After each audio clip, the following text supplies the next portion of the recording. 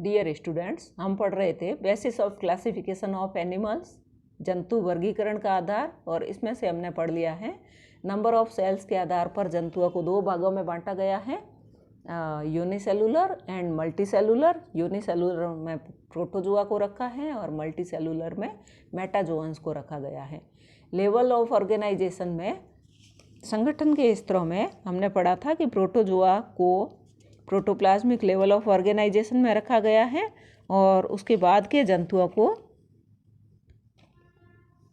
Cellular level of organisation, tissue level of organisation, tissue organ level of organisation and organ system level of organisation में रखा गया है। Symmetry, समिति के आधार पर जंतुओं को तीन प्रकारों में बांटा गया है, एसिमेट्रिकल एनिमल्स, रेडियल सिमेट्री और बाइलेटरल सिमेट्री के आधार पर बांटा गया है। नेक्स्ट था सीलोम डेवलपमेंट के आधार पर जंतुओं को तीन प्रकारों में बांटा गया है, एसिलोमेट जंतु, सूडोसिलोमेट जंतु और सिलोमेट एनिमल्स। आज हम पढ़ेंगे सेगमेंटेशन ऑफ बॉडी या खंडी भवन के बारे में। तो कुछ जंतुओं में शरीर के कुछ खंडों में बार बार रिपीटेशन होता है, कुछ में यह केवल बाह्य सतह पर ही दिखाई देता है और कुछ में यह बाह्य सतह पर और उसी तरह से आंतरिक अंगों में भी पाया जाता है। तो इस प्रक्रिया को मेटामेरिज्म कहते हैं और बनने वाले खंडों को जो कि बारंबार रिपीट होते हैं उनको मेटामियर्स कहते हैं। तो दो भागों में जंतुओं को बांटा गया है। एक प्रकार के जंतु जिनमें यह केवल सतह पर ही दिखाई देता है, सुपरफिशियल सेगमेंटेशन पाया जाता है या सतही खंडी भवन पाया जाता है, जैसे कि कुछ सिलेंट्रेटा के और कुछ अन्य सूडोसिलोमेट एनिमल्स में इस प्रकार का सेगमेंटेशन पाया जाता है। सेकंड टाइप है जिसमें कि ट्रू सेगमेंटेशन पाया जाता है या जिसमें कि बाहरी और ऐसे कैसे इसी प्रकार से आंतरिक अंगों में भी वापस खंडी भवन पाया जाता है, यानी कि बाहरी अंग और वैसे आंतरिक अंग बारंबार रिपीट होते हैं। तो इस प्रकार के सेगमेंटेशन को मेटामेरिक सेगमेंटेशन या विखंडन कहते हैं या वास्तविक खंडी भवन ट्रू सेगमेंटेशन कहते हैं। और इस प्रकार का खंडी भवन जो है आर्थ्रोपोडा में, एनेलिडा में देखने को मिलता है और कई बार कॉर्डेट्स में भी इस प्रकार का खंडी भवन देखने को मिलता है। जैसे कि वर्टिब्रेट्स की बात करें, मनुष्य की भी बात करें, तो इनमें बॉडी मसल्स, सम ब्लड वेसल्स, नर्व्स और वर्टिब्री, इनमें मेटामेरिक सेगमेंटेशन पाया जाता है, यानी कि इनमें विखंडन पाया जाता है। तो इनकी कशेरुकाएँ, इनकी शरीर की पेशियाँ, इनकी कुछ रक्तवाहिकाएँ और तंत्रिकाओं में मेटामेरिक सेगमेंटेशन पाया जाता है। नेक्स्ट है नोटोकॉर्ड, कशेरुक दंड। कशेरुक दंड जो है मेसोडर्म से बनी हुई होती है और लोअर कॉर्डेट्स में यह नर्व कॉर्ड जो कि हॉलो ट्यूब शेप्ड स्ट्रक्चर होती है, उसके जस्ट नीचे यह सॉलिड रोड लाइक स्ट्रक्चर होती है, उस रूप में पाई जाती है। वर्टिब्रेट्स में नोटोकॉर्ड जो है वर्टिब्रल कॉलम में कन्वर्ट हो जाती है। तो नोटोकॉर्ड जो कि जिन जंतुओं में नोटोकॉर्ड उपस्थित होती है उन जंतुओं को कॉर्डेट्स कहते हैं और जिन जंतुओं में नोटोकॉर्ड उपस्थित नहीं होती है उन जंतुओं को नॉन कॉर्डेट्स कहते हैं। नॉन कॉर्डेटा का उदाहरण है पोरीफेरा टू इकाइनोडर्मेटा, क्योंकि यहाँ पर हम मल्टीसेलुलर्स की बात कर रहे हैं, तो पोरीफेरा टू इकाइनोडर्मेटा जो है वो नॉन कॉर्डेट्स है। और इसके बाद के जंतु जो हेमिकॉर्डेटा से शुरू होते हैं, वहाँ से लेकर के क्लास मैमेलिया तक के जो जंतु हैं वो सारे के सारे कॉर्डेट्स है, क्योंकि उनमें नोटोकॉर्ड जीवन काल में किसी न किसी अवस्था में या पूरे जीवन काल में उपस्थित होती है या नोटोकॉर्ड वर्टिब्रल कॉलम्स में कन्वर्ट हो जाती है। नेक्स्ट है डिप्लोब्लास्टिक एंड ट्रिप्लोब्लास्टिक ऑर्गेनाइजेशन। जंतुओं में जब परिवर्धन हो रहा होता है तो कुछ जंतुओं में केवल दो ही जनन स्तर पाए जाते हैं, इसमें एक्टोडर्म और एंडोडर्म ही उपस्थित होते हैं। तो इस प्रकार के जंतुओं में बाहरी परत एक्टोडर्म की बनी होती है, अंदर वाली परत एंडोडर्म की बनी होती है, और ऐसे जंतुओं को डिप्लोब्लास्टिक एनिमल्स कहते हैं क्योंकि उनमें 2 स्तर पाए जाते हैं। जैसे सिलेंट्रेट्स है उदाहरण इसका। सिलेंट्रेटा में मीसोग्लिया पाया जाता है जो कि एक्टोडर्म और एंडोडर्म के बीच में पाया जाता है। इसके उच्चतर वर्गों में, इसके उच्चतर संघों में जो जंतु पाए जाते हैं उनमें 3 जनन स्तर उपस्थित होते हैं, एक्टोडर्म, मीजोडर्म एंड एंडोडर्म, यानी कि बाह्य जनन स्तर, मध्य जनन स्तर और अंतः जनन स्तर, तीनों स्तर पाए जाते हैं। तो मीजोडर्म जो है वो एक्टोडर्म और एंडोडर्म के बीच में उपस्थित होती हैं और इस प्रकार के जंतुओं को ट्रिप्लोब्लास्टिक एनिमल्स या त्रिजनन स्तरीय जंतु कहते हैं। और उदाहरण है इसका प्लेटीहेल्मिन्थीस टू कॉर्डेट्स। तो यहाँ पर प्लेटीहेल्मिन्थीस से लेकर के कॉर्डेट तक के सभी जंतु जो हैं ट्रिप्लोब्लास्टिक एनिमल्स होते हैं, जैसा कि डायग्राम में दिखाया गया है। ये डायग्राम जो है इसमें एक्टोडर्म है और अंदर की तरफ एंडोडर्म है, बीच में जो पिंक कलर का भाग है उसको मीसोग्लिया लिखा हुआ है। तो यह अकोशिकीय जेलीनुमा पदार्थ होता है जो कि एक्टोडर्म और मीजोडर्म के बीच में भरा हुआ होता है। बी डायग्राम जो है वो ट्रिप्लोब्लास्टिक है और इसमें एक्टोडर्म, एंडोडर्म और मीजोडर्म जो कि एक्टोडर्म और एंडोडर्म के बीच में उपस्थित है, दिखाया गया है। नेक्स्ट है एम्ब्रियोजेनी या भ्रूणोद्भव। तो एम्ब्रियोजेनी के आधार पर उनमें किस प्रकार की भ्रूणिकी उपस्थित होती है। वैसे इसमें डिप्लोब्लास्टिक और ट्रिप्लोब्लास्टिक ऑर्गेनाइजेशन को मैंने अलग से बताया है, उसको अपन एम्ब्रियोजेनी के अंतर्गत भी ले सकते हैं। इसमें फर्स्ट टाइप है फेटोब्लास्टोमियर्स, यानी कि कोरक रंध्र का भविष्य। कोरक रंध्र क्योंकि गैस्ट्रुला में बनने वाली आर्केंट्रॉन जो कैविटी है, आद्यंत्र गुहा है, वो आगे चल कर के एलिमेंट्री कैनाल का निर्माण करती है और आर्केंट्रॉन बाहर की तरफ एक छिद्र की सहायता से खुलती है और उस छिद्र को ब्लास्टोपोर या कोरक रंध्र कहते हैं। कोरक रंध्र कुछ जंतुओं में आगे चल कर के मुख का निर्माण करता है, माउथ बनाता है, और कुछ जंतुओं में आगे चल कर के एनस फॉर्मेशन का कार्य करता है।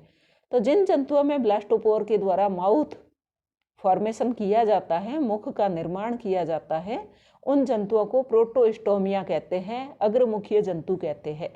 और प्रोटोस्टोमिया में Platyhelminthes, Cnidaria, Nematoda, Annelida, arthropoda और मोलस्का के जंतु जो है वो सारे प्रोटोस्टोमिया है, मतलब कि उनमें ब्लास्टोपोर माउथ फॉर्मेशन का कार्य करता है। जबकि इकाइनोडर्मेटा, हेमिकॉर्डेटा एंड कॉर्डेटा में ब्लास्टोपोर के द्वारा एनस का निर्माण किया जाता है, एनस फॉर्मेशन किया जाता है, और इस प्रकार के जंतुओं को ड्यूटेरोस्टोमिया या पश्चमुखीय जंतु कहते हैं। सेकंड है टाइप ऑफ क्लीवेज, विदलन का प्रकार। विदलन के प्रकार के आधार पर जंतुओं को 2 भागों में बांटा गया है। एक है रेडियल क्लीवेज एंड सेकंड है स्पाइरल क्लीवेज, अरीय विदलन और सर्पिल विदलन। अब रेडियल क्लीवेज या अरीय विदलन जो होता है वो ड्यूटेरोस्टोमिया जंतुओं में पाया जाता है और उसमें जब 8 ब्लास्टोमियर्स बने हुए होते हैं, 8 ब्लास्टोमियर की स्टेज होती है, तो ऊपर वाले ब्लास्टोमियर नीचे वाले ब्लास्टोमियर के बिल्कुल ऊपर स्थित होते हैं। तो इस प्रकार के विदलन को रेडियल क्लीवेज कहते हैं और यह ड्यूटेरोस्टोमिया या पश्चमुखीय जंतुओं में, जिसका उदाहरण अभी हमने देखा था इकाइनोडर्मेटा, हेमिकॉर्डेटा एंड कॉर्डेटा में, इस प्रकार का क्लीवेज पाया जाता है। और सेकंड टाइप है स्पाइरल क्लीवेज या सर्पिल विदलन। सर्पिल विदलन जो है प्रोटोस्टोमिया जंतुओं में पाया जाता है, जिसका उदाहरण अभी हमने पढ़ा था Platyhelminthes, Cnidaria, Nematoda, Annelida, Arthropoda and Mollusca के जंतुओं में स्पाइरल क्लीवेज पाया जाता है। यहाँ पर जब एम्ब्रियो 8 सेल स्टेज में होता है, 8 कोशिकीय अवस्था में होता है, तो ऊपर वाली कोशिकाएं नीचे वाली कोशिकाओं के ठीक ऊपर नहीं होकर के उनके बीच के जोड़ वाले स्थान पर, यानी कि नीचे की दो कोशिकाओं के बीच वाले स्थान पर ऊपर वाली कोशिकाएं स्थित होती है। अब इनका रोटेशन जो है या तो राइट हैंडेड साइड में होता है या लेफ्ट हैंडेड साइड में होता है। तो कोशिकाएं बिल्कुल नीचे वाली कोशिकाओं के बिल्कुल ऊपर स्थित नहीं होकर के कुछ तिरछे रूप से व्यवस्थित होती है, तिर्यक रूप में व्यवस्थित होती है। तो इस प्रकार के विदलन को सर्पिल विदलन कहते हैं।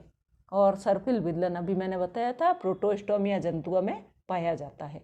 इसी प्रकार से ब्लास्टोमियर्स आगे चल करके क्या बनाएंगे, फैट ऑफ ब्लास्टोमियर्स या ब्लास्टोमियर्स का भविष्य कह सकते हैं। तो उसके आधार पर भी विदलन दो प्रकार का होता है, determinate cleavage and indeterminate cleavage, निर्धारी विदलन और अनिर्धारी विदलन। निर्धारी विदलन प्रोटोस्टोमिया जंतुओं में पाया जाता है जिनमें कि स्पाइरल क्लीवेज होती है। उनमें विदलन जो है वो डिटर्मिनेट क्लीवेज पाया जाता है। और डिटर्मिनेट क्लीवेज में ब्लास्टोमियर का भविष्य जो है, फैट ऑफ ब्लास्टोमियर जो है वो पहले की अवस्थाओं में ही तय हो जाता है। अगर एम्ब्रियो में से किसी एक सेल को निकाल दिया जाए, कोशिका को निकाल दिया जाए, तो उससे बनने वाली उससे संबंधित जो संरचना है उसका निर्माण नहीं होता है। इनडिटर्मिनेट क्लीवेज ड्यूटेरोस्टोमिया जंतुओं में, पश्चमुखीय जंतुओं में पाया जाता है, जिसमें कि शुरुआती अवस्था में ब्लास्टोमियर का भविष्य निर्धारित नहीं होता है। अगर किसी कोशिका को निकाल दिया जाए तो शेष कोशिकाएं उससे बनने वाली संरचना का निर्माण करने में सक्षम होती है। नेक्स्ट है, ये जो दो डायग्राम है इनके द्वारा इसके बारे में बताया गया है। एनिमल्स, मेटाजोआ, मेटाजोआ को दो भागों में बांटा गया है, पैराजोआ एंड यूमेटाजोआ। पीछे हमने पढ़ा था कि किंगडम एनिमेलिया जो है इसको 3 ब्रांचेज में बांटा गया था, सब किंगडम्स में बांटा गया था, मीसोजोआ, पैराजोआ एंड यूमेटाजोआ में। तो यहाँ पर क्योंकि मीसोजोआ के सदस्य तो सारे के सारे अकशेरुकीय के शरीर में, उनके उत्तकों में या उनके रुधिर में परजीवी के रूप में रहते हैं। पैराजोआ में पॉरीफेरा संघ को रखा गया है एंड यूमेटाजोआ में पॉरीफेरा से हायर फाइला जो है उनको रखा गया है। पैराजोआ में सेलुलर लेवल ऑफ ऑर्गेनाइजेशन पाया जाता है और इसका उदाहरण है फाइलम पॉरीफेरा। यूमेटाजोआ, इनमें टिश्यू लेवल ऑफ ऑर्गेनाइजेशन यानी टिश्यू और टिश्यू से above tissue, organ, system level of organisation इसमें उपस्थित होते हैं। तो इसको बॉडी कैविटी के आधार पर 3 भागों में यूमेटाजोआ को बांटा गया है। ऐसे जंतु जिनमें की बॉडी कैविटी एब्सेंट होती है, नहीं होती है या मीसोग्लिया से भरी हुई होती है, तो ऐसे जंतुओं को ए सिलोमेट में रखा गया है और इसका उदाहरण है सिलेंट्रेटा, टिनोफोरा एंड प्लेटीहेल्मिन्थीज के सदस्य। सेकंड है सूडोसिलोमेटा, जिसमें गुहा तो उपस्थित होती है, सिलोम तो उपस्थित होती हैं, लेकिन मीजोडर्म से आश्रित नहीं होती है। मीजोडर्म कोशिकाएं जो हैं वो सिलोम के अंदर बिखरी हुई होती है और इसका उदाहरण है एस्केल्मेंथीज या निमेटोडा के सदस्य। और थर्ड है सिलोमेट, जिनमें की वास्तविक देह गुहा पाई जाती है और मीजोडर्म से लाइंड होती है या मीजोडर्म से आश्रित होती है। तो इसको 2 प्रकारों में बांटा गया है। इसमें mesodermal form a single cell during growth of embryo. तो इसमें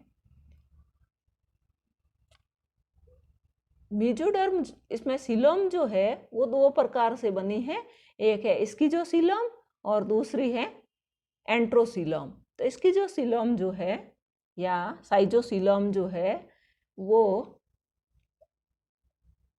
उसमें उदाहरण है एनेलिडा, मोलस्का एंड आर्थ्रोपोडा। और दूसरी थी एंट्रोसिलोम, जिसमें कि पाउच जो है वो एंडोडर्म से विकसित होते हैं और सिलोम फॉर्मेशन का काम करते हैं। तो एंट्रोसिलोम वाले जंतु, उनको 2 भागों में बांटा गया है, non Chordata and notochord present, जिनमें नोटोकॉर्ड एब्सेंट है यानी नॉन कॉर्डेट्स है, और जिनमें नोटोकॉर्ड प्रेजेंट है यानी कॉर्डेट जंतु है। जो नॉन कॉर्डेट जंतु है उनको दो भागों में बांटा गया है। एक है जिनमें नो फेरिंजियल गिल क्लेफ्ट्स, उनमें ग्रसनी जो है ग्रसनी दरारें अनुपस्थित होती है, और इसका उदाहरण है इकाइनोडर्मेटा के जंतु। और ऐसे जंतु जिनमें फेरिंजियल गिल क्लेफ्ट्स उपस्थित होते हैं, ग्लोम ग्रसनी दरारें उपस्थित होती हैं, और इसका उदाहरण है एमिकॉर्डेटा। तो नॉन कॉर्डेटा में दो प्रकारों को रखा है, जिसमें फेरिंजियल गिल क्लेफ्ट्स एब्सेंट है Echinodermata, and pharyngeal Gill cleft जो है वो प्रेजेंट है, तो उसमें हेमिकॉर्डेटा को रखा है। और नोटोकॉर्ड जिनमें प्रेजेंट है कॉर्डेटा में रखा गया है, और कॉर्डेटा में कुछ में नोटोकॉर्ड जो है वो लार्वल स्टेज में ही उपस्थित होती है या अर्ली लाइफ में उपस्थित होती है। जैसे उनको प्रोटोकॉर्डेटा में रखा है, और जिनमें नोटोकॉर्ड जो है वर्टिब्रल कॉलम में रिप्लेस हो जाती है उनको वर्टिब्रेटा में रखा है।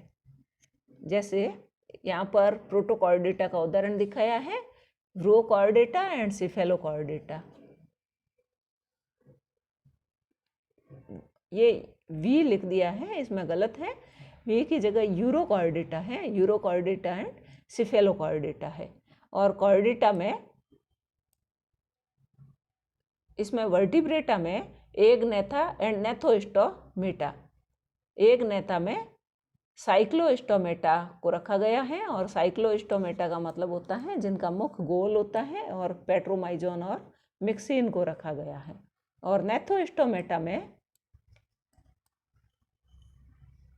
यहाँ पर जिनमें exoskeleton scales endoskeleton bone cartilage का बना होता है, और ब्रीदिंग थ्रू गिल्स, और गिल्स के द्वारा जिनमें श्वसन होता है। तो नेथोस्टोमेटा में जिनमें बाह्य कंकाल सल्क का बना होता है, अंतकंकाल अस्थि या उपास्थि का बना होता है, और गिल्स के द्वारा श्वसन करते हैं, उन जंतुओं को रखा गया है। और उसमें आते हैं क्लास स्पीसीज के सदस्य। क्लास स्पीसीज को एक्सोस्केलेटन में किस प्रकार की स्केल्स उपस्थित है, और उनका एंडोस्केलेटन किसके द्वारा बना हुआ है, और उनमें गिल स्लिट्स ओपन है या फिर गिल स्लिट्स जो है ओपरकुलम के द्वारा ढके हुए हैं, उनकी टेल कैसी है, तो उसके आधार पर इनको दो अलग अलग सब क्लासेज में बांटा गया है। फर्स्ट है जिसमें एक्सोस्केलेटन प्लेकोइड स्केल पट्टाभ सल्क का बना हुआ होता है, कार्टिलेजिनस यानी अंतकंकाल उपास्थि का बना होता है, और गिल स्लिट्स जो है वो ओपन होती है, बाहर की तरफ खुली होती हैं, उनमें ओपरकुलम नहीं पाया जाता है, और इनकी टेल जो है हेट्रोसर्कल होती है यानी विषम प्रकार की होती है, जिनमें एक लोब छोटा होता है और नीचे वाला लोब जो है वो बड़ा होता है। और इसमें कॉन्ड्रिक्थिसेज को रखा गया है, सारी उपास्थल मछलियों को रखा गया है। नेक्स्ट है एक्सोस्केलेटन जो है बाह्य कंकाल या तो साइक्लोइड या टीनोइड स्केल्स की बनी हुई है, और बोनी एंडोस्केलेटन अंतकंकाल अस्थिल है, और gill slits are covered by operculum, उनके गिल छिद्र जो हैं ओपरकुलम के द्वारा ढके हुए हैं, एंड टेल होमोसर्कल यानी कि पूंछ के दोनों पिंड जो हैं वो समान आकार के हैं। तो इसमें ऑस्टिकथिस को या बोनीफिसेज को रखा गया है।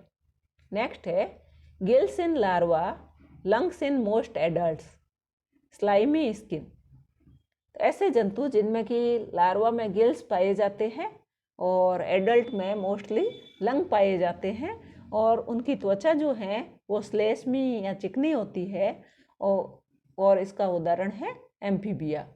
नेक्स्ट है एक्सोस्केलेटन ऑफ हॉर्नी स्केल्स और स्क्यूट्स, जिनका बाह्य कंकाल जो है वो रफ स्केल्स का बना हुआ होता है, श्रृंगी सल्कों का बना हुआ होता है, या स्क्यूट्स यानी श्रृंगी प्लेट्स का बना हुआ होता है। लेइंग एग्स अंडे देते हैं आउटसाइड वाटर, जल के बाहर की तरफ, और इसमें रेप्टिलिया क्लास को रखा गया है, सरीसृप वर्ग को रखा गया है। Exoskeleton of feathers, lay eggs, outside water, flight possible. तो जिनका एक्सोस्केलेटन पर से बना हुआ है, अंडे देते हैं पानी से बाहर की तरफ, और जिनमें उड़ सकते हैं या उड़ान संभव है, ऐसे में सारे इनको सबको क्लास एवीज के अंदर रखा गया है। और मैमेलिया में एक्सोस्केलेटन हेयर का बना हुआ है, एक्सटर्नल ईयर्स पिन्ना प्रेजेंट होते हैं, mostly giving birth to live young. ज़्यादातर जो हैं छोटे बच्चों को जन्म देते हैं, तो उनको क्लास मैमेलिया में रखा गया है। Thank you.